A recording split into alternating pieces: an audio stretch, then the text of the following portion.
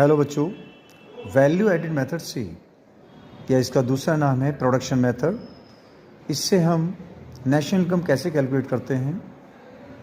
सबसे पहले GDP calculate किया जाता है, gross domestic product at market price.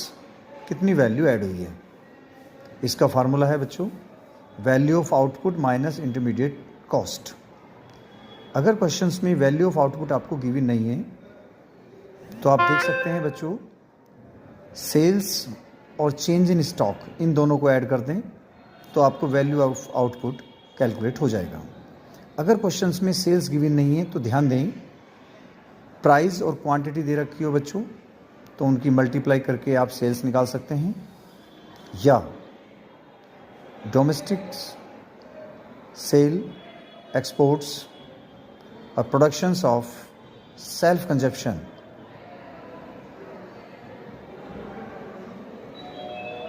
इनको भी आप ऐड करके सेल्स कैलकुलेट कर सकते हैं। Change in stock, closing stock minus opening stock, value put करें, चेंज इन स्टॉक कैलकुलेट हो जाएगा।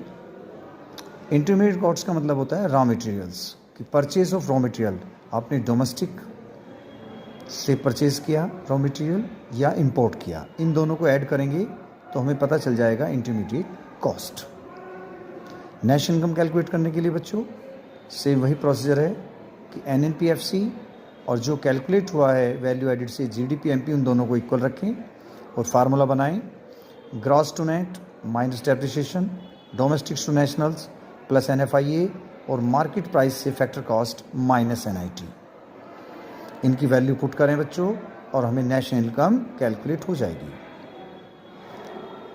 यदि आपको नेट फैक्टर इनकम फ्रॉम अब्रॉड्स नहीं दिया है तो आप क्वेश्चन में देखें कि फैक्टर इनकम फ्रॉम अब्रॉड्स और फैक्टर इनकम टू अब्रॉड उन दोनों का डिफरेंस करें तो हमें NFIA मिल जाएगी।